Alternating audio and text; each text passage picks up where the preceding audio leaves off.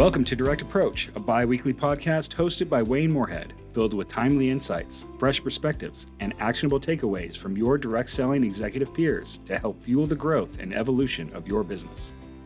On this episode, Wayne is joined by Chris McDermott, the CEO of the One-to-One Diet by Cambridge Weight Plan. Chris brings a wealth of experience and a unique career journey to the table. Transitioning from a journalism and PR background, Chris has showcased exceptional leadership skills throughout his 17 years with the company. Chris's unique trajectory and career path offer fascinating insights and clear takeaways. In this episode, he'll share how he has evolved as a leader, embracing a more authentic approach that empowers others. He'll also explain his unique perspective on the importance of PR and direct selling. So, if you're looking to maximize your PR strategy or embrace a leadership style that helps your team succeed and amplifies your influence, you'll gain powerful insights in this new episode of Direct Approach Podcast. But before we begin, we'd like to thank this episode's sponsor, PayQuicker. Your business moves fast, but is your money keeping up? PayQuicker's award-winning solution lets your business make payouts across the globe instantly. Send payments to over 200 countries and territories in more than 80 currencies through PayQuicker's secure API, with funds available to spend immediately. PayQuicker is a fully customizable white-label payment platform, allowing you to offer branded debit cards, instant virtual cards, global bank transfers, mobile wallets, cash, and more. Plus, you get their bank-grade security and global compliance coupled with multilingual account support so you can focus on growing your business. Start paying your sales force instantly with the largest global payout provider to direct selling organizations. Because faster payouts to your distributors means they grow their business and yours faster. Learn more today at payquicker.com. Now let's welcome your host, Wayne Moorhead, and his guest, Chris McDermott. Hello and welcome to another episode of DSN's Direct Approach Podcast. I'm your host, Wayne Moorhead. And today's guest leads an award-winning UK-based direct selling company. He joined the company 21 years ago as its first PR executive and quickly moved through the ranks, becoming CEO in 2015, where he continues to lead its growth in a very dynamic and very competitive category. I'm excited to welcome Chris McDermott, CEO of the One-to-One Diet by Cambridge Weight Plan. Chris, thank you so much for being here. Wayne, thank you. It's a pleasure to be talking to you today. I'm really excited and looking forward to it. Yeah, me as well, for many reasons. We haven't had too many guests from the UK yet on the podcast, so we're really excited to dig in and understand some of the dynamics there. And also, to date, we haven't had any CEO yet that came through the PR, through the journalism side of the business, and so we're really excited to get some additional insights around that. It's an important part of building a direct selling business, but also difficult to navigate at times. So thank you so much for being here. So with that, you've got a really interesting, a very inspiring career. I loved learning more about it. Do you mind talking a little bit about the path that led you from that journalism and PR background into the world of direct selling? Yeah, sure, Wayne. It's not something I get to talk about very often, so I've been thinking about how to pull this all together. But before I got to journalism, I actually left school. I was living in South Africa and left school and became a jeweler. So I apprenticed as a goldsmith for around 5 years, qualified, and then spent another 5 years being a jeweler, and then got to a point where I really didn't enjoy it very much, and I needed to do something else. I needed to do something that was around communication and writing and this kind of thing. So the only thing I could think of was, well, I can't become a writer because that's too difficult to do. But what about if I tried to get into journalism? So I went back to, I was 25 years old, went back to college here in the UK, studied, only had enough money to study for a year, and I did 2 years in one because that was they could kind of fast track it. And at the end of that, I came out of college here with a journalism qualification, and my aim was to become the next chief reporter for the BBC. Unfortunately, it didn't quite work out like that. I tried to get a job with the BBC. But whilst I was doing that, I was doing all sorts of local newspaper things, local newspaper stories. And about 6 months, a year after I'd qualified, my tutor got hold of me and said, "Oh, would you be, you've not been able to get a job yet in journalism. What about if you try and doing something in PR? Because the two things are very close together." And I'd got a young family, I had responsibilities, I needed to get a job, and I needed to move on in my life. So I jumped into PR straight from from that journalism qualification, straight from doing some freelancing, and really enjoyed it. Really enjoyed the cut and thrust of it, and worked for a number of agencies for a number of years.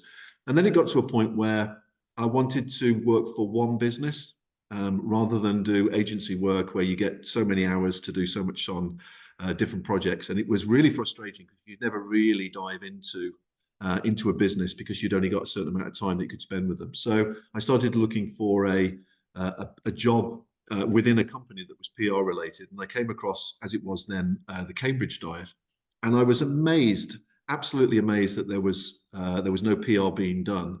And it was easy from the outside looking in to think, oh, I could change this, and I could do this, and I could do that, I could do this.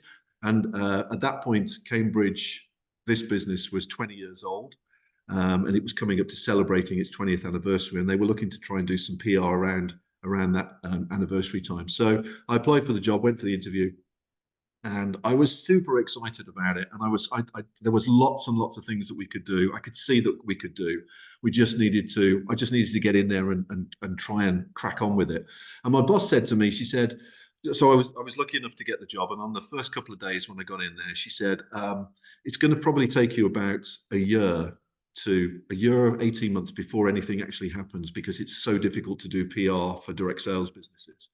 And I was like, nah, 3 months, it'll be great. There are all these brilliant weight loss stories, and there's all these newspapers and magazines all trying to find them. And it turned out it took about 18 months to bring the two things together. And if she hadn't have said that to me very early on, I would have left the business probably a couple of months in, because I would have got so frustrated with not being able to match up the incredible stories that I was able to find with the journalists and the magazines and everything. So I kind of stumbled into the world of direct sales. I had no idea what direct sales was when I joined Cambridge. I really didn't know anything about diets either, but I knew that I knew a good story, and I knew how to write a good story, and I knew how to find a good story. And that was then my job for the next couple of years, was going out into the field and trying to convince our consultants to tell me the stories of their customers, and then reassuring them that I wasn't going to exploit them in the national media, that I was going to tell an honest story about these extraordinary weight loss journeys that people had been on. So that was part of my job, and I drove around the country and I interviewed hundreds and hundreds of people. Over the course of my career, I've interviewed thousands of people who've lost weight. And so that was my main job. And then the second part of that was going to London and trying to convince magazines, as it was then, because there was no internet, of the value of doing one of our stories, of taking one of our Cambridge stories and putting it into a magazine. And then eventually, 18 months, 2 years into my journey, those two things came together, and off we went. That's such an interesting story. There's so many things I want to circle back to right there, and that stood out to me.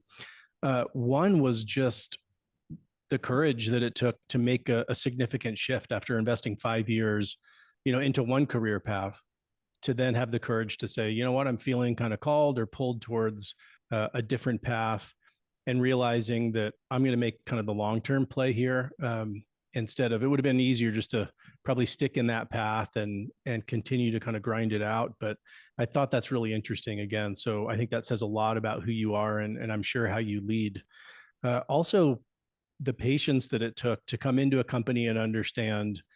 I'm sure, you jumped in going, oh, there's so many things I want to do.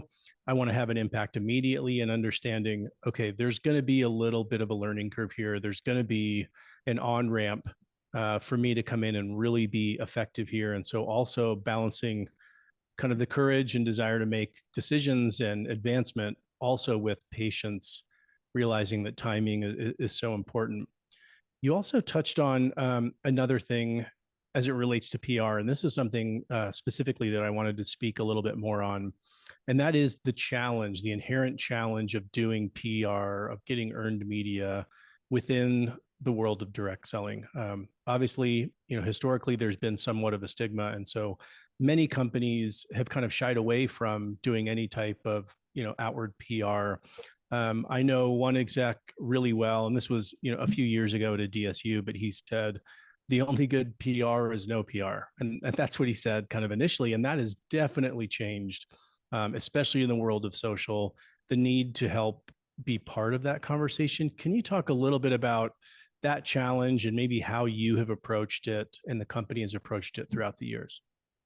Well, when I joined the business 20 years ago, 21 years ago, it was a very small business. It was a lot smaller than it is today. And so if anything else, there wasn't really a budget to be able to do any advertising, any paid advertising. So the decision was, let's try and do some PR. So that is literally a story that goes into a newspaper that you don't pay for. So they pick it up because it's newsworthy, and then you run that story, and then obviously you hope to get some sort of coverage from it. So that was the strategy. The challenge was so many of the consultants distrusted the media because of things that had happened in the first 20 years, particularly in the end of the 1980s, where there'd been some really negative coverage about Cambridge Diet in the US and in the UK. So there was an inherent desire not to engage.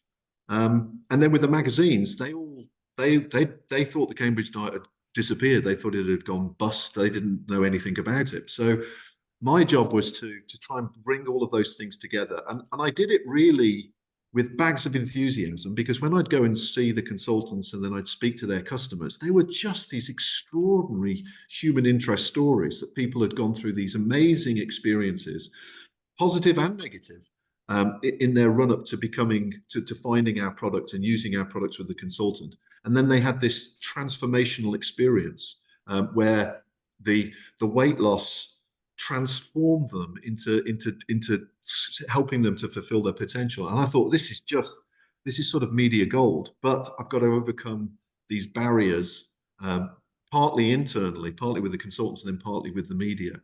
The idea at that point of direct sales was less of an issue. Later on, we got some coverage. We started to generate, when we generated coverage, then it became more of an issue because we were kind of under the radar. And we knew that by putting ourselves in front of national newspapers and national TV, that we would raise the level of awareness, and therefore we'd have to be prepared for some of the critiquing of our business model and our compensation plan and all that. So as we were doing that, as I was doing that, I was learning about direct sales. I was learning about the challenges, the negativity, and we were kind of preparing ourselves for the moment in which we popped our head above the parapet and somebody took some pot shots at us. And eventually that did happen.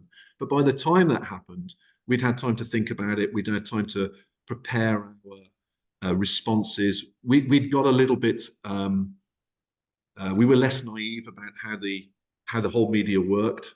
And so I think those two things ran in parallel, but we never shied away from it. And because this business has been built on the relationship between the customer and the consultant, and that is such an interesting place, and it's such an interesting story, that we kind of built the second generation of the Cambridge Diet around those incredible stories, knowing that we were going to come into contact with the negativity. The other thing that I was very conscious of at the time when I started was that the person the professor that had invented the Cambridge Diet was quite ill at the time when I joined. And so we had a whole crisis management PR piece built so that we could deal with anything that happened with him.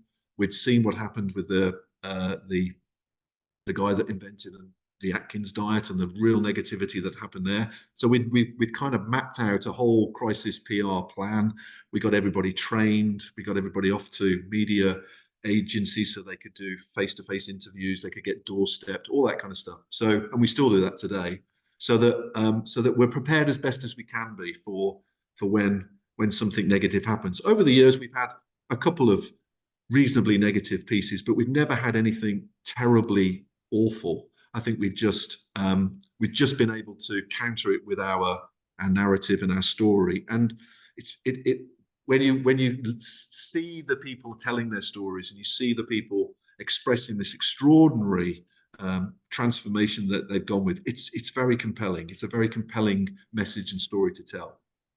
It absolutely is. Those stories of transformation really pull on the heartstrings of the readers.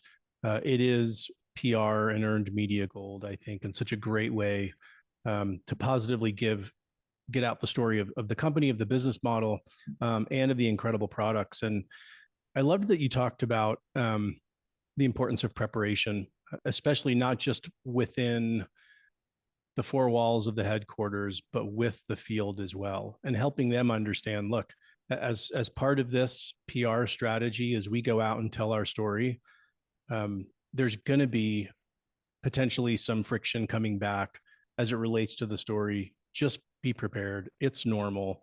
And also in teaching them when to communicate and when not to communicate, when to click on links and when not to click on links to make the story any bigger, potentially than necessary. But really preparing the field is just as important as being prepared internally. And I love that you're such a big advocate for PR and earned media, and it is definitely becoming a much more important piece in the direct selling toolbox, again, avoided for so long, but now in the world of social, of SEO, digital, it's impossible. And so you have to be part of the conversation. You have to have some momentum behind you with PR to even be able to tell your story and to make sure that you're even showing up on search where you want to, and you're not buried, 5 pages deep in search. So I really appreciate you sharing some of the insights.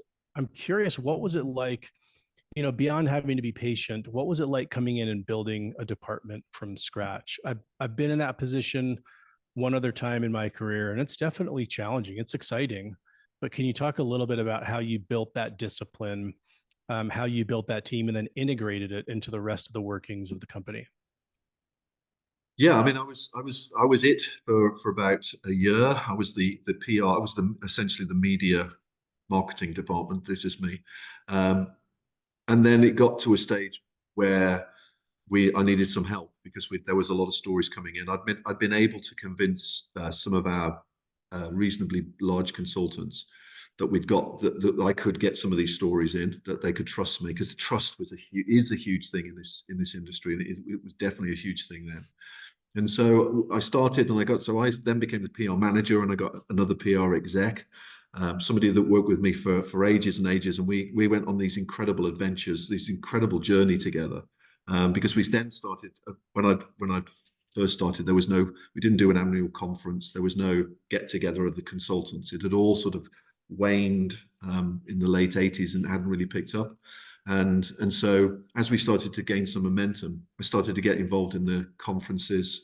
That then became part of the role. So it was PR and it was events. And the events have been, they have just been so much fun. I mean, goodness me. I think now, somebody says to me now, if you could have your time again, Chris, what would you do? I'd probably be in musical theatre, because of my experiences at the conferences that we've been able to put on over the years. We really do put on a show, and it's a full-blown production. And we started it way back when we'd got almost no budget, but it was this idea that we could humanize ourselves in front of our consultants. We could put ourselves in situations where we could sing and dance, and we could do things, because it connected us with them, and connecting with our consultant base is one of the key things of the success of the business.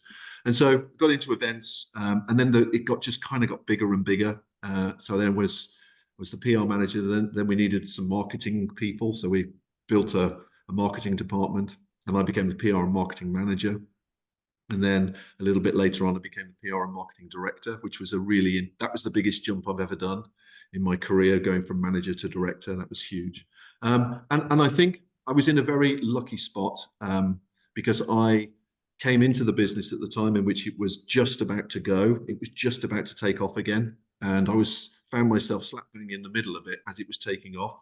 So it wasn't just the PR department that needed to kind of be pulled together. There was all sorts of things that we had to do right across the business to get us organized so that we could deal with the surge in business. So I grew, my department grew, but the business grew at the same time.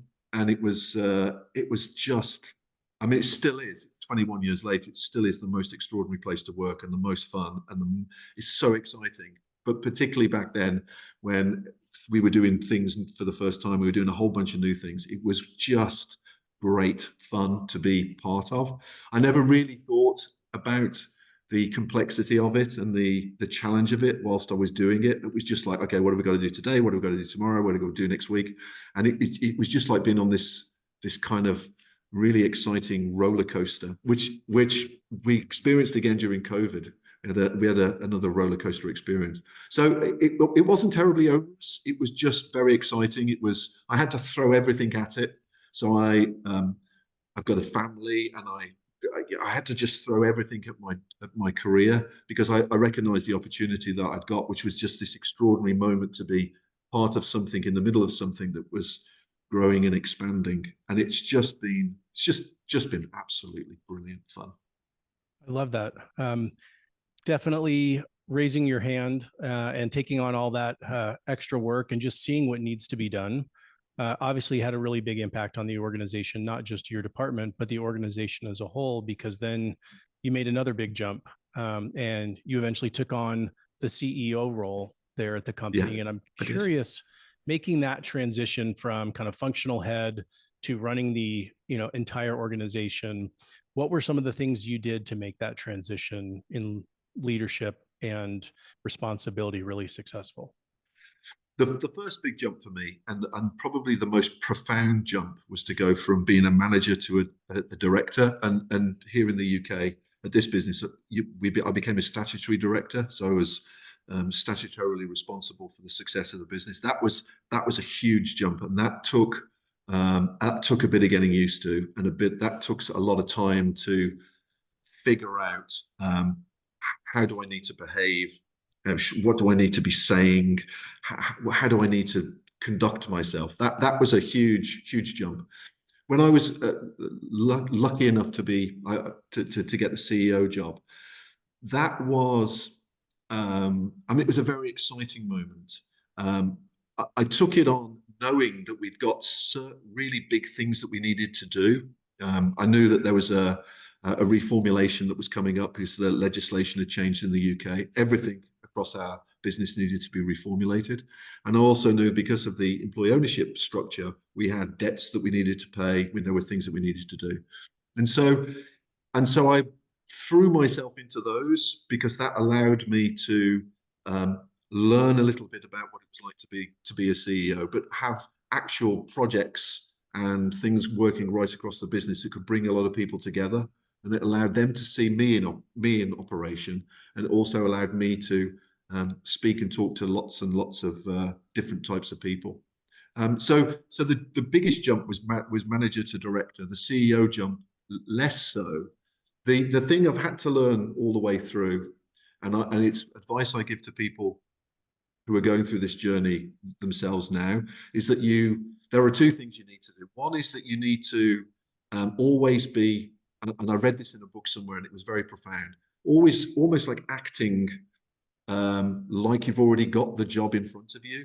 And I don't mean in an arrogant sort of pompous way, but I mean thinking about and behaving like the next level up, because that's, and as you go up, and so you look for talent and you look for people that you want to bring forward, that kind of stands out, because people are already behaving. They're all behaving in a way that makes it easier for you to move them on and to move them up. So that was the first thing. The second thing was just not trying to take it all so seriously. So it's you don't have all the answers to all the questions. You just don't know. There's a whole bunch of stuff that you don't know. And I used to think that my boss had her finger on the pulse, and because she was so good, and because she was so confident, you never thought there was a day in which she didn't know what was going to happen and what was going to transpire. And then I remember us sitting in a bar way in Kuala Lumpur on one of our international trips, and we had this really, really interesting conversation where she said, well, some days I don't know what I'm going to do. I don't know what's going to happen next week. I don't know what's going to happen next month. And it was such a profound experience for him, because I realized, oh, wow, okay. So if she is like that and she has those experiences, then I'm going to be okay to take this job on, because that's how I feel. I feel like there are days when, even now, obviously, where I'm, there's a whole bunch of known unknowns. And so I got that reassurance that that you don't know everything. As you work your way up an organization, you have to let go of so much. And that is really challenging. So I used to love working in the PR department, loved it. But I had to let it go because I needed to broaden my capacity and broaden my horizons. And I suppose each time I've moved up, I've had to let go of stuff that I've really, really enjoyed. Of course, that then gives you the capacity to learn new things, but it also means you've got to be brave enough, I suppose, to relinquish and let go of those jobs, and then not interfere. Let the new people who've come in learn, develop, grow, make their own mistakes. Go through the experiences that I went through. I love that. Incredible leadership lessons and insights right there. I love that you picked up and were very aware and cognizant of something. It seems like early on in this CEO process and even prior to, but just understanding that you don't need to have all the answers. I think that is such a hurdle for any developing leader to go through. You probably feel this to some degree level of imposter syndrome at some point in a career. Everybody does. But then when you realize, oh, this person who's an amazing leader, the person, my line manager above me, they don't have all the answers either. And understanding that's okay, I think is incredibly not just liberating, but empowering as a leader. And I remember maybe it's an overused quote, but in one of Jack Welch's books, he talked about that as a leader, he was put over business units that he had no technical knowledge of. And someone asked him, well, why did they put you over this business? You don't know anything about this business unit. And he just said, I don't need to have all the answers. I just need to have the questions. And that's definitely impacted, I know, how I lead and approach my career. And it sounds like you as well.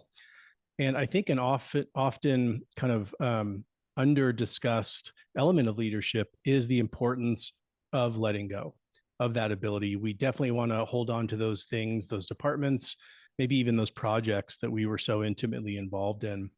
But giving that opportunity to someone else and then understanding it's okay if it's not perfect. That was a big learning point for me. Was I need to help coach, somebody on my team over time. I can't jump in and make sure something's done exactly how I want it or that it's done perfectly, but just understand it's going to be a little bit of a process. And so how did you kind of overcome that desire to let go and to really empower others? Well, I worked with a business coach up until the point in which I became CEO, and I've still worked with them afterwards. And we had some really fascinating conversations around all of that. And he put it really, really beautifully. And it's something I use today with everybody here, and I use with my fellow directors. There's a time in your career, and there's a time in every part of your working life where you have to be on the dance floor. You have to be in there. You have to know the moves. You have to be working together with everybody. It all has to fit together. And then at some point, if you're fortunate enough to get to higher places, you have to come off the dance floor and you have to go onto the balcony. And the balcony is a very different place to the dance floor. You can see everybody dancing. You can see all the movement. You can see where it's not working, where it isn't working. And also on the balcony, you can see above everybody's heads, and you can see the future, or you can try and see the future. So you can see some of the horizon. And as a CEO, that's a big part of your job, to be thinking about the future all the time. There is always the tendency to, especially if a good song comes on, to want to jump back down into the dance floor and knock out some of those 80s moves. And that you have to resist that, and you have to be very intentional about it and say, no, my job is to be on the balcony. My job is not to be on the dance floor. It's not to be coordinating all these moves. It's to have this higher view, to be able to see the whole piece as best as you can and try and work out if it's all moving and fitting together. And probably more importantly, what's coming towards us, what's heading towards us. And that was, when he explained it to me like that, I thought, oh yeah, that's a really great way of explaining what you have to do when you make the move. And some people don't want to stop dancing. They love being in the dance floor. They love all of that's happening there, and then therefore they never will be able to make that jump, because they can't make the jump up to the balcony, because the balcony is a very, very different place, and you have to learn a whole bunch of new skills to get when you're there. But of course, you get there because of your moves on the dance floor. But I think it's just being aware enough and intentional enough to know that when you make that jump, you've made it, and you've got there, and you don't necessarily then have to change. So this was something I really struggled with when I made the jump. So how does a CEO, what does a CEO say? How does a CEO act? How do they interact with people? And working with my coach was very much, well, you got to where you've got to because of the person that you are. No one's expecting you now to be completely different. They're expecting you to be you, and just to grow and develop your capacity and your resilience. They're not expecting you to turn into somebody completely different. And that was, when you get to the balcony, that was a very profound thing for me to learn. Yeah, that's such a great analogy, and such an incredible way to look at it. And you mentioned being intentional, and I think that's a great way to describe how you have approached your leadership journey. So, over the last, 9 or so years as CEO, how have you seen your leadership style change or evolve over time? I think I've got more, well, I've definitely got more comfortable with it. I've got more comfortable in my skin, and I've got more comfortable not knowing the answers to lots of things, and also being able to honestly and openly say, I don't understand that. I don't know what that means. Can you explain that again? I've become much more comfortable not having all the answers to all of the questions. And as you mentioned, imposter syndrome, I've had that experience all the way through my career. I still get it today, but I've managed to quieten it down. I've learned that there is imposter syndrome to start with, and I've managed to quiet it down. And I think I've got to a point now where I'm much more comfortable about going into situations and environments and not knowing what I'm supposed to do, not knowing all the answers to all the questions. I'm good at, as Jack Welch said, I'm good at asking the questions, and I've got a very inquisitive mind, and I'm very interested in things. But I'm very, very comfortable now not knowing everything, and saying that to everybody, and being honest about. There are, I mean, particularly post-pandemic, there are so many known unknowns on our journey. I can't know the answers to lots of questions, and so I say I don't know the answer to that. We'll find out. I've got an idea of where we want to go. I've got a sense of I think where we're going to go, but I can't tell you what's going to happen every day between now and then. We'll just go on that journey, and we'll find it together. Absolutely. As we discussed, I do think that is so liberating and empowering to have that mindset, to have that approach as you continue through a leadership journey. And I think that's increasingly important in today's direct selling. I was talking to the CEO of a large direct selling company last night, actually, and we were talking a little bit about kind of the state of the industry. And no one knows exactly, I mean, in any channel and in any business today, things are just moving so fast that no one knows exactly what the future looks like. We definitely have some signs of which direction to run and maybe how to evolve or adjust. But especially in today's direct selling, understanding that not having the answers is okay, but we're going to go figure it out and kind of chart that path forward. I think that's great.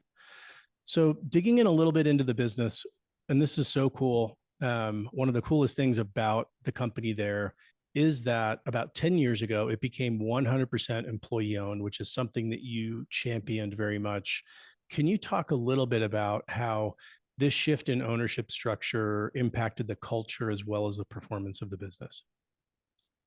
Yeah, I mean, employee ownership is an extraordinary way to run a business, and it's really all about culture and behaviors. And so I think my boss, who was one of the owners of the business, when they decided to sell the business, they looked at various different options, and they didn't want to sell to private equity. They didn't want to sell to competitors, because they themselves had created this fantastic culture within the business. And it was a culture that I absolutely loved, and really bought into when I joined. And so for them, it felt like a natural progression to do some sort of employee ownership. And this was in 2009, so they did two transactions. So employee ownership in the UK was wasn't as big as it is now. And so they wanted to preserve the culture that they had worked so hard through the 90s and the 2000s to build. And they saw employee ownership as being the route to do that. And it absolutely is, and it absolutely was. I was very, very skeptical about employee ownership when I first came upon it. They pulled us all together and they said, right, this is what we're doing. We're going to sell the business. The business is essentially going to buy itself. You're all going to become employee owners. It's going to be great. And I thought,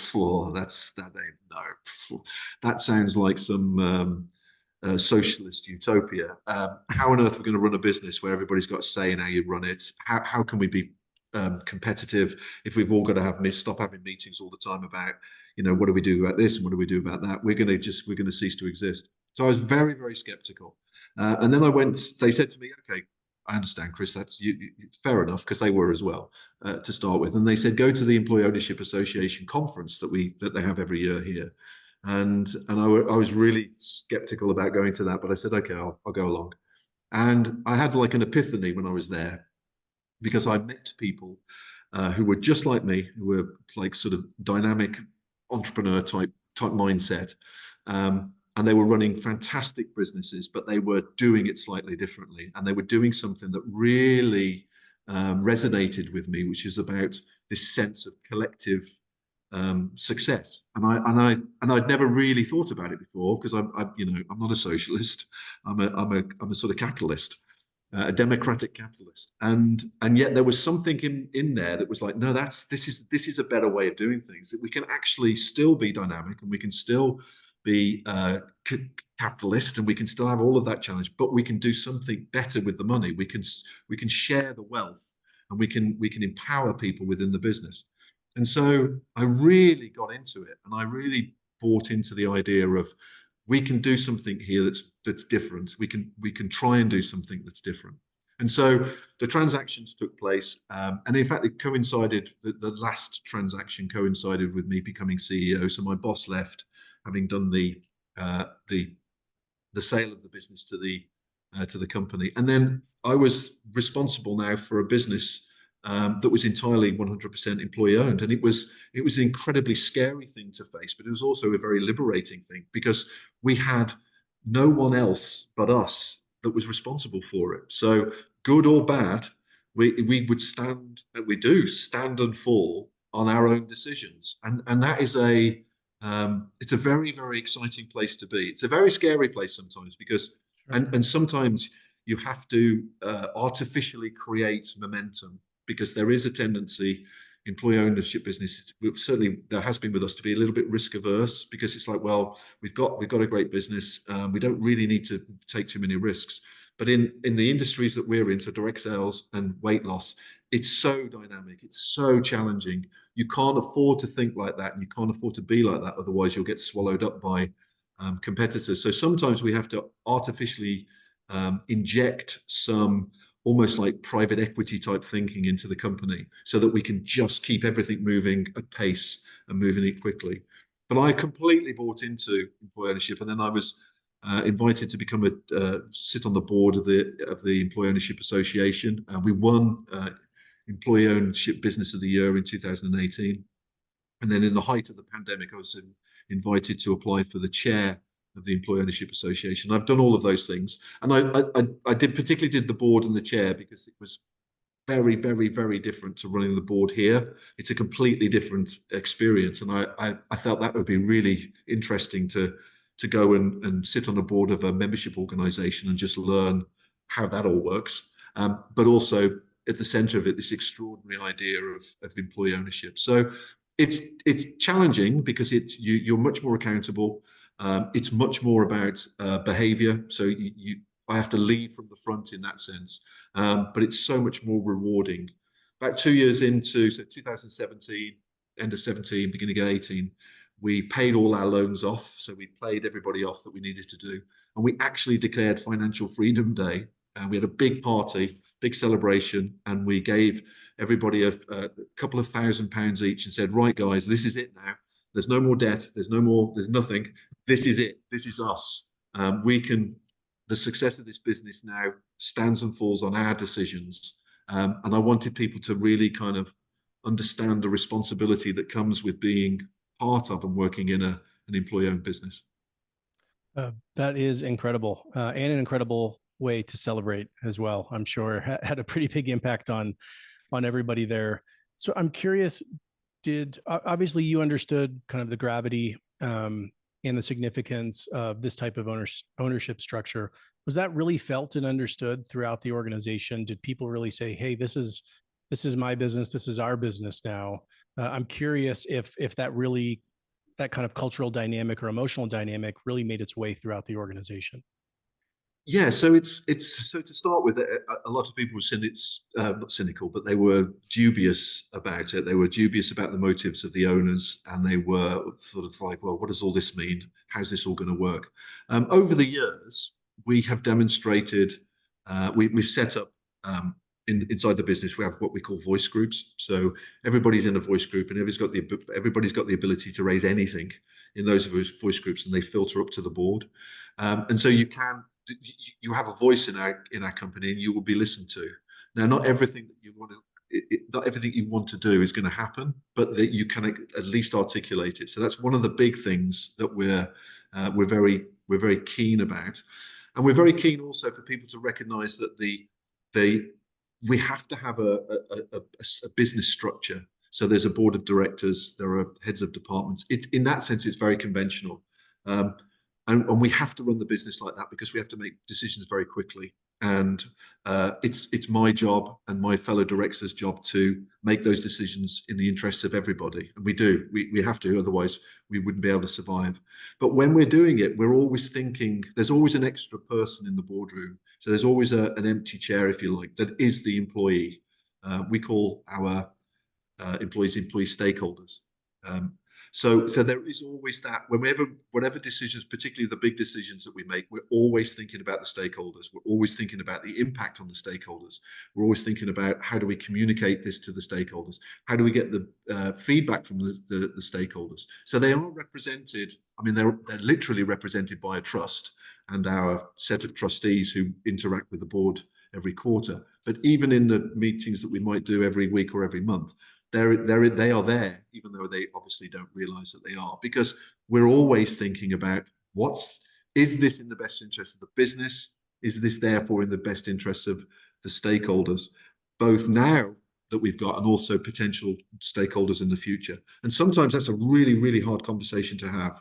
And it's a really difficult thing to do, because you could, if you weren't careful, you could just never make a decision because you'd be worried about, well, what are these people going to think, or what are those people going to think? So ultimately, you have to be quite strong and say, we've talked it all through, we've assessed all of the different variables. That's what we're going to do, and then we go off and do it. And I think that is the basis of a successful employee-owned business. There's a lot more that we need to do. Employee ownership is never finished. Because people change, generations change, their wants and desires change, and so you never reach the point where you've cracked it. But we're always striving to improve. We're always striving to do better. We're always striving to make our employee stakeholders feel that they're part of something that's different, that's unique. We reward them as much as we possibly can. So the financial reward is a real manifestation of ownership. But we do a whole bunch of other things as well that aren't financially related, to show them that the business it's their business, it's part of their business, but with that comes responsibility. So it's not just a one-way thing where it's all a business and it just gives. No, you've got to give some back as well. You've got to meet in the middle. If you missed any part of the Spring DSU event or just want to revisit some of the speakers and topics, replays are accessible in the DSU On Demand library. The library is an exclusive resource for DSN supporter companies, one of many benefits designed to help keep you and your teams engaged, informed, and one step ahead. If you work at a supporter company, simply log in using your unique company code to access this event's content, plus over 250 presentations from previous educational events. If you are interested in becoming a DSN supporter, you can contact us at support@directsellingnews.com. We also invite you to join us at the Fall DSU event happening September 23rd through 25th at the Irving Convention Center in Irving, Texas. Registration is free. Visit dsnevents.com today. I'm curious as it relates to you or the CEO role. With so many voices, so many owners, how did or does that impact you as a CEO and as a leader? Have you had to change your approach at all? Yes. So because I've been with the business so long, and because I've been through the entire transition from owners to employee ownership, I'm better experienced than I was a few years ago about it. What you have to learn as a CEO in a business, in an employee-owned business, is some humility. So you can't. There are some times where you think, okay, this is what we've got to do, but we need to go and think about it. We need to talk about it. We need to share some of those ideas. And I think in other businesses, I would have just gone, right, that's what we're doing, and we go off and do it. But this one, there is a pause, and there is a sort of sense check that I think is very useful. And because I'm the kind of personality that gets very excited about things and goes for it. And I have jumped into I've jumped off a few cliffs in my life.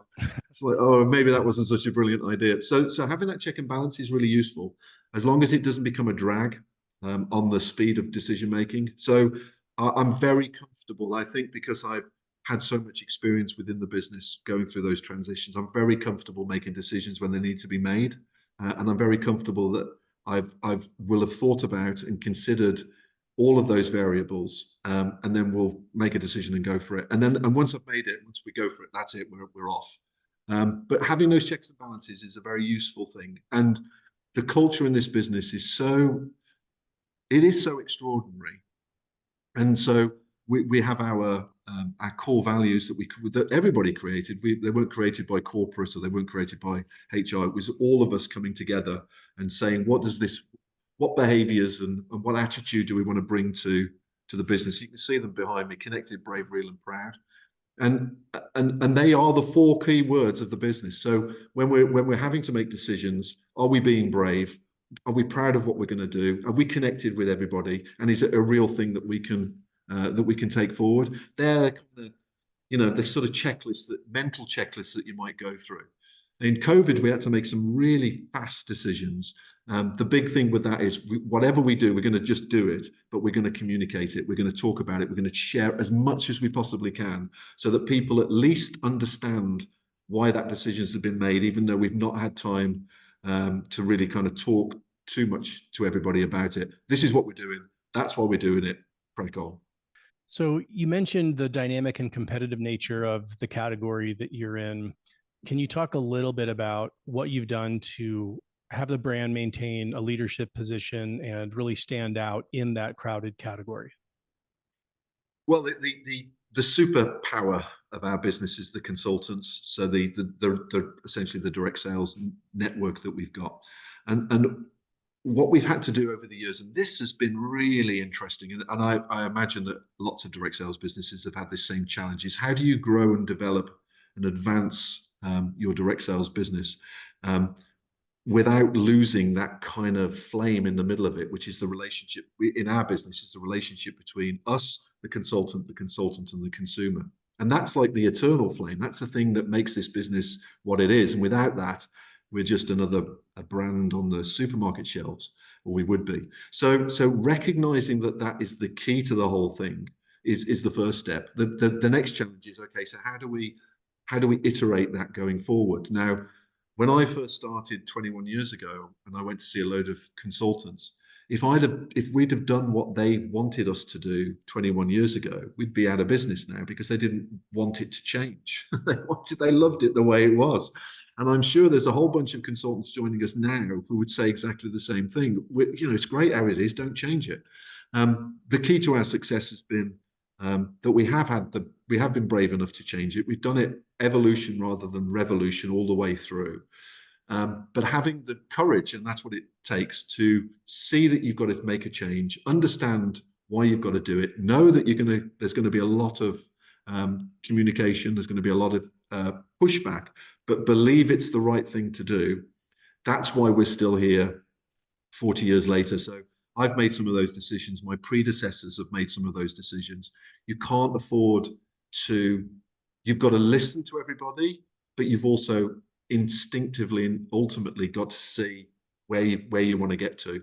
And you've got to just kind of say, that's where we're going, and then stand up and walk towards it and hope that you've done enough work so that enough people will stand up with you and follow you. And that's kind of the best I think you can hope for. But it would have been very, very easy way back when to say, okay, well, we won't upset everybody and we'll just keep it the way it is, and it's working fine and everything's great. We would have just become irrelevant over the years. And this has been my big thing. Certainly while I've been CEO, we've got to keep moving. We've got to keep developing. Otherwise, we'll just fade away. And we can't allow, we want to take our consultants with us. They must come with us because that's the flame of our business. But we've got to, in a sense, we've got to lead them. We've got to show them where we're going to go to, articulate it as clearly as possible, and then go. And it just takes being brave and a bit of courage. No, that's great. I love that you highlighted that supporting and protecting the distributor's business, which is the engine, the foundation for all of our companies, oftentimes involve helping them evolve and seeing what's best for them over the long term and helping them get there, which is what we encourage them to do with the people that they enroll and they bring onto their team, is help them learn and grow and change over time. So I think that's a fascinating insight. You mentioned the 40 years. Again, congratulations. It does Thank you. Keep flashing up on the screen behind you as well. So I'm glad that everybody is there celebrating. In addition to the courage to change, to being great stewards of their businesses, can you talk also about the importance of resilience? I know that's something really important to you, and the role that that's played in 40 incredible years of longevity. Yeah, resilience is a big deal for me. You don't start off being resilient, and as you go through your career, you learn. How's the best way to describe it? I suppose you learn how to adapt and you learn how to deal with the environment around you and the situations you find yourself in. It's a bit like this is a bit geeky, but it's a bit like the journey of the Lord of the Rings, so the Fellowship of the Rings. It's a bit like that. You start in the Shire, and it's very familiar, and everybody knows everybody, and it's all very comfortable. And then you have to take that first step out of the Shire, the moment in which they say, "This is the furthest I've ever been." Going forward, and then you have to go on this journey. Now, you don't start off in the Shire having the resilience to deal with what happens at the end of Lord of the Rings in Mordor. You have to go on that journey to learn how to develop the resilience to get there. Otherwise, you'd fail. It would be, you wouldn't succeed. So my experience at Cambridge over the 21 years has been that journey of learning resilience and learning how to deal with new situations and new people. And the fellowship has been people who've been with me on that journey. Some are still with me, some have left, some have moved on. It's kind of great because it's kind of like we were together, and then they've gone on their own journeys and their own experiences. But what you then need is you need to be able to, and certainly we were tested the most during the pandemic, the resilience to be able to overcome. We had a huge shock at the beginning of the pandemic, a massive hit on our business. And we just rebranded 2 years before into the one-to-one diet. And so we were a one-to-one business that was pretty much all face-to-face. And all of a sudden we couldn't do that. That was a huge test of resilience. So it was a huge test of, am I good enough to lead this business through this extraordinary moment? Do I have the skills to articulate what I think we should do? Do I have the courage to make some of the decisions that I need to make? What happens if the whole business collapses? What happens if the sales just continue to drop? All of those sort of things. And so if I'd have had that when I first started as CEO, I probably would have done me in, because it would have been like, well, I don't know the answer to all these questions. I don't know what I'm doing. But because I've been through some of these experiences, we've rebranded, we've reformulated, we've had all sorts of challenges. You kind of build your resilience. So when it actually gets tested, you've got that inner strength to say, okay, I don't know all the answers. No one seems to know any of the answers, but this is what we're going to do. This is what we need to do. I'll listen to everybody. Tell me where we all are, and then we'll make some decisions and we'll go for it. And but my big thing is really that resilience just comes with experience. And but the trick is to go on the journey. The trick is to take that first step, the second step, the third step, the fourth step, and eventually you build your capacity to deal with challenges. And that I think in a CEO job, because there are so many things that can happen, and there's so many disparate events that can occur. Because one of the things about the direct sales industry is it is incredible amount of skills that you need to use to work in the industry, because it's so diverse and it's so challenging, and you have to deal with so many different elements of it. You need to build that resilience and have that inner strength. And even though you've got the imposter on your shoulder saying, "Oh, you never survived the pandemic," kind of thing, you've got that resilience to say, "No, we will. This is what we're going to do. Well, if we don't, at least we'll go down punching." And so that's been a big learning for me recently. The pandemic and the post-pandemic experiences has been really, really challenging. If I hadn't have had the years leading up to that, I didn't know, in one sense, that I was growing and I was developing, so that when that moment came, I could deal with it and I could handle it. That's incredible. Awesome insights. The importance of resiliency is something we all need in our business right now. And again, I think we don't probably talk about it or acknowledge it enough. And I think this also speaks again to not just your leadership style, but it sounds like your whole career. Again, looking at things as a process and having kind of the patience to develop and learn and grow to prepare you for the next opportunity or the next challenge. I think there's an analogy in there very much about how you lead and how you've developed as a leader. I'd like to say that there was, I had this massive plan that I'd put out in an Excel spreadsheet, and I didn't. It was for me. It was, can I learn new things? Can I do stuff I've never done before? Can I test myself? Because there's a whole thing around one of my big things is trying to overcome fear. And so I feel fear a lot. So whenever I feel it, I challenge it and I say, okay, so why am I feeling like this? Why am I feeling so frightened or scared of doing something? And then deliberately go and do it. And that's not being like crazy stuff, but it's like, okay, so there's a room full of people I don't know here. Okay, this is a little bit scary. So, okay, I'm now going to go and talk to somebody. I suppose my style is I'm trying always to learn new things, to find out new stuff, to meet new people, to do new things, to try new things. And I suppose looking back, that's what I've done. But I didn't start out saying, okay, that's going to be my career path. It's those things have just happened. I have, I suppose, recognized moments where I've intentionally made a move. I've intentionally said, yes, I am going to try that. I am going to do that, because if I do that, I have the opportunities to do other things. But mostly it's just been because it's just such a great business and it's such a great industry. It's been so exciting. It's just been like, well, that looks like a load of fun. That looks quite exciting. I'll go and give that a go. Let's try a bit of that. That should be interesting. And I've just been lucky enough for those things mostly to pay off. Well, yeah, again, it gets back to your leadership style and your approach. You've obviously been very intentional, very thoughtful, and very purposeful about your career journey and the life cycle of the company and each stage that it's at. And again, that makes me think about, it really gets my wheels turning about my own leadership journey and my career. But I do think that is really inspiring about how thoughtful and intentional you've been about this journey. So in addition to resilience and the humility and the patience that we've discussed, as you look at direct selling, corporate world today in 2024, are there any other skills that you see that are really required to succeed as a leader?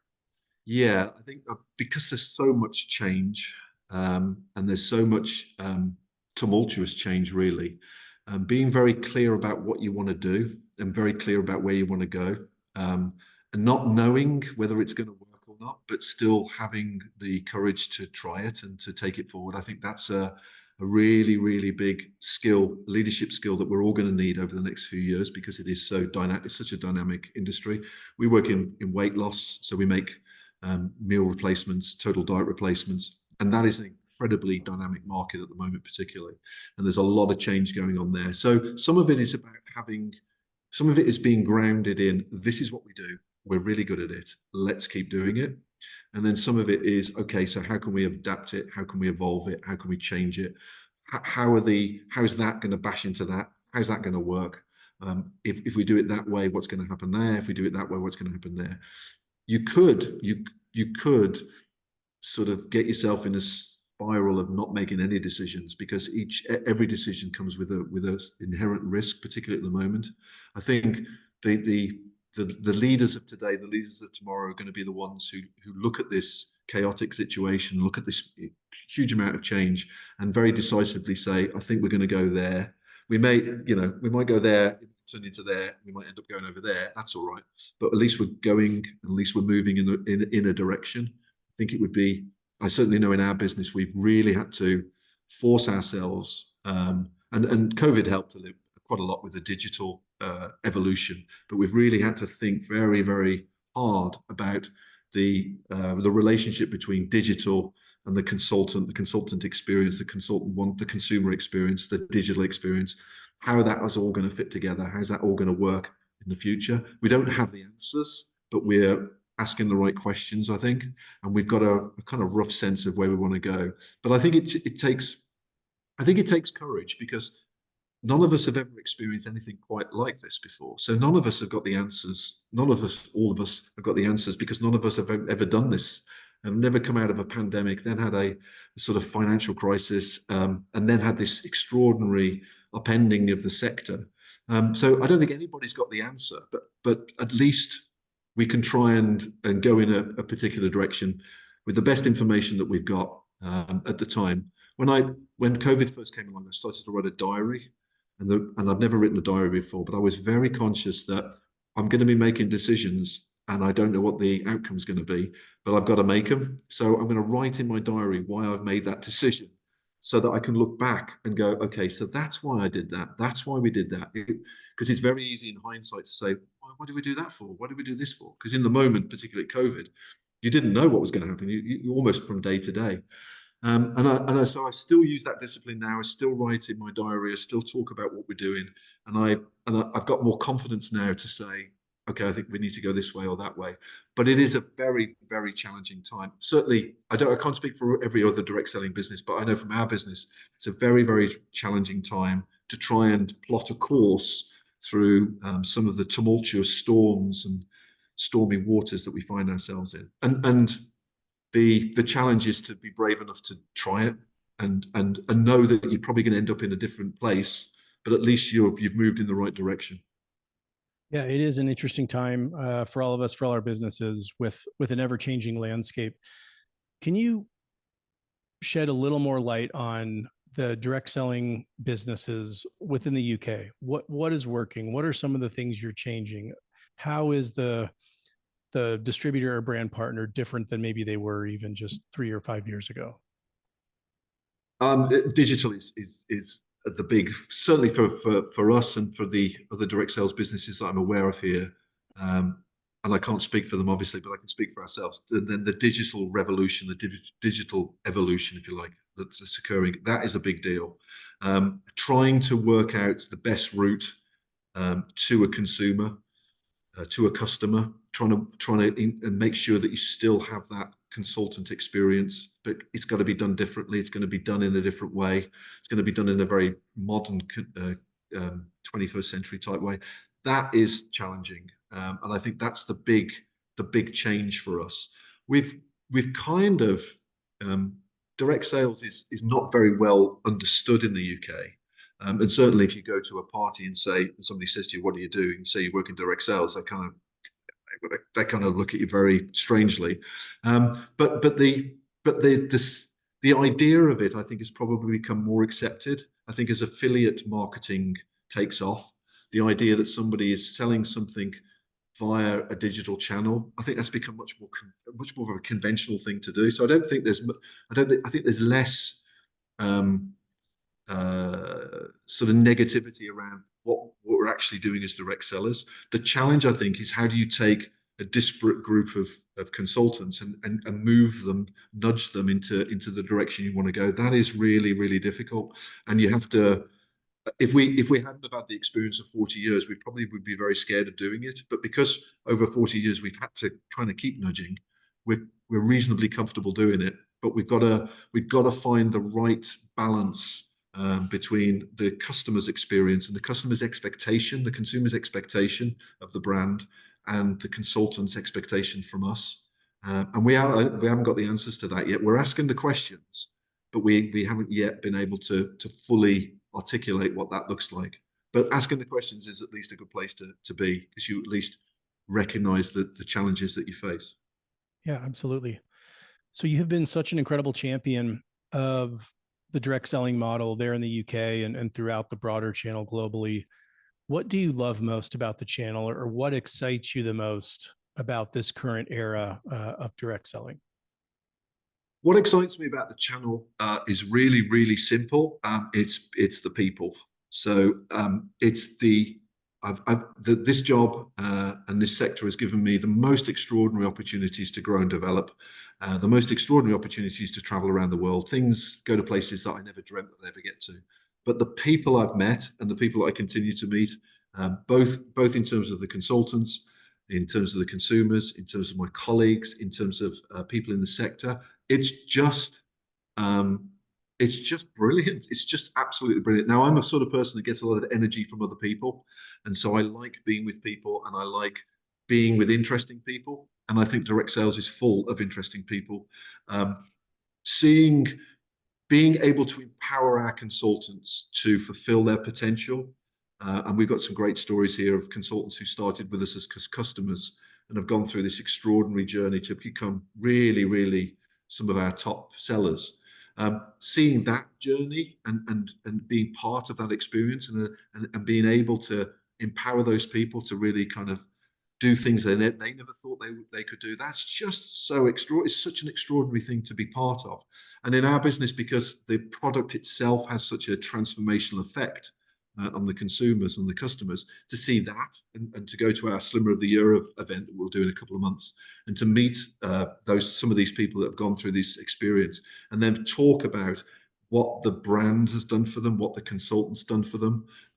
It's incredibly humbling, but it's also incredibly exciting and engaging. So it's the people, and it's personal. For me, it's a very personal thing. So it's a sector that's given me kind of everything I ever wanted. I've been able to do all sorts of stuff, meet all sorts of people, and so I've got a very personal connection to it. But I just love all the people in it. So one of the other things that is also really unique about the company is that so many of your distributors, of your business builders, started out as customers themselves. They weren't recruited into the business opportunity, but were introduced to the product by somebody else. Can you talk a little bit about the impact this has and how the company helps people move through this journey from customer to business builder to field leader? Yeah, I mean, I suppose it's our great secret, really. It's the secret to our success has been the consultants and the relationship between the brand themselves and the consumer. Most of our consultants, I'd probably say a good 80-90%, started out as customers. And so they came across the brand, they came across the products, and they tried them themselves. At some point, the consultant who was supplying them would have said, have you thought about becoming a consultant yourself? And most people, of course, haven't. It's like, well, they don't understand, they have no idea what they're just buying a product, and it works really well. Those that make that jump are the most incredible salespeople, in a sense, even though they don't regard themselves as being salespeople. They certainly didn't start out using the products to sell them, but their experiences of using our products, and it can be a very transformational process that people go through. If you've gone through that experience, you've had some of that experience, then you can kind of sell the product without really selling it. You can talk about your own experiences. You have the confidence and the trust, both in the product itself, but also the brand. And that is an incredibly powerful piece of marketing right there. And it is, I suppose, it is what direct sales is all about. And we've been very lucky to be able to take those people to I think one of our top consultants, she said to me, but she used the product. She lost about, I don't know what this would be in America in pounds, but she lost something like 10 stone, which is a huge amount of weight. And then she decided to become a consultant because she thought, because everybody was asking her, how on earth have you done that? And where can you get the products from? So it was like a natural thing that she become a consultant. But it was only about, I think she said about 2 or 3 years after becoming a consultant, did she actually dawn on her that she could turn this into a proper serious business. And we talk about that a lot with our consultants, but there has to come a moment in which they have to have that epiphany themselves. They have to recognize, oh, hang on, if I do X and Y, if I do this with the company saying I should do this, if I do that, I can actually turn this into a fully fledged proper business. And she did, and she has gone on to have this extraordinary career with us, and just transform not just herself physically, but also her life and the life of her family and all that kind of stuff. And so it's such a powerful thing. The product, the plan, and the people. If you combine all those three together, it's such a powerful mix. It's like, we call it like the magic. It's like the magic of the program. But a lot of it stems from people speaking very honestly and truthfully and with real emotion about their own experiences. And you can't manufacture that. You can't like teach it. You can't school it. Those people have got to experience it, and when they do, they've become these incredible ambassadors and these incredible spokespeople for the brand. And so their affinity with us is very, very close, which also makes us, when we want to change things and we want to move things, quite challenging because they're so emotionally attached to the product and the brand and the people. And so you have to do it with care, and you have to do it with almost with love. But you've got to nudge people to do new things. You've got to nudge them to try new things. Speaking of kind of doing it with love, that kind of leads me to one other question. As I was reading some articles about the company, it was mentioned a couple times about how your consultants approach being a coach, supporting others, and that they provide support, but do it in a really compassionate way. Can you talk about the importance of that compassionate approach to the whole buying and growth and success of the products? Yes, most of our consultants, and there might be some that will be watching this, don't regard themselves as being salespeople at all. They regard themselves as being someone that's found something that has worked for them, and we're mostly talking about people that have struggled with their weight for quite a long time. So they've tried a lot of other products and a lot of brands. They found ours for whatever reason, and my experience of interviewing thousands of consumers and slimmers is that the two things will spin like on a sort of planets, and sometimes the brand is ready for them, but they're not ready for the brand. Sometimes they're ready for them, but the brand's not ready. And then at some point, those two things will come together. And when that happens, they then have this extraordinary experience, but they don't regard themselves as being salespeople. What they regard themselves as being is somebody that knows that they can help other people, knows what those people have gone through, are going through, will go through, because they themselves have gone through it. They've gone through the shame. They've experienced the depression. They've gone through the sense of trying to hide and trying to be invisible. They know that because they've done it themselves. They've gone through it themselves, and so they are, on the whole, very, very compassionate people, very understanding of the experiences that those consumers have gone through. And of course, if you're a customer, as somebody, and you're talking to somebody who absolutely understands your experience and understands the journey that you've been on, you're going to give it a go at least. And of course, as I say, you can't teach that. You can't. It's very difficult to sort of manufacture that. You've got to have that experience. So I think that's one of the big keys to why we've been around for 40 years and why we've been able to succeed, is because that relationship is so tight and so close, and people really, really love the brand. They really, really do, because I don't want to get too deep on this, but all people who lose weight themselves. It takes an incredible amount of courage to start out and lose 10 stone or 5 stone. It is an extraordinary thing that somebody does.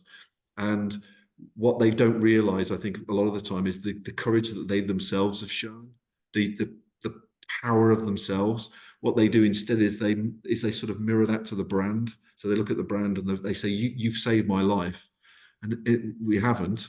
You've saved your life. We're just a mechanism for you to do that. But you're the person that has to every day take those steps, make those decisions, be strong. We can support you. Our consultants can help you. They can cajole you. They can shout at you. They can do all of those sort of things. But ultimately, the consumer, the customers had to go on that journey.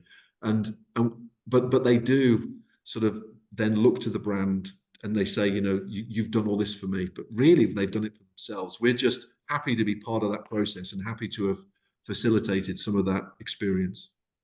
And I want to thank you, Chris, for your time. You've been very generous today and helping share so many incredible insights about growth and development, not just as it relates to our companies, but as it relates to ourselves and our own personal career journeys and leadership journeys. So thank you for the incredible insights. Thank you for the example. Congratulations on 40 incredible years. And please give our best to everybody back there at the office. We're going to continue to watch for another 40 years and root you on. Thank you, Wayne. Thank you so much. It's been an incredibly quick time. I've really enjoyed speaking to you. I don't often get to talk about my experiences and my journey, so that's been loads of fun. So thank you very much. And thank you for our 40 years. Yeah, we're very, very proud. We're 10 years employee owned, 40 years as a direct sales business, and 40 more to come. Thank you. Incredible. Thank you so much. Thank you for tuning in. Please take a moment to subscribe and give a 5-star rating and review to help Direct Approach continue to provide more candid insights and interviews for direct selling corporate executives. And don't forget to register for the Fall DSU at dsnevents.com. Secure your spot now.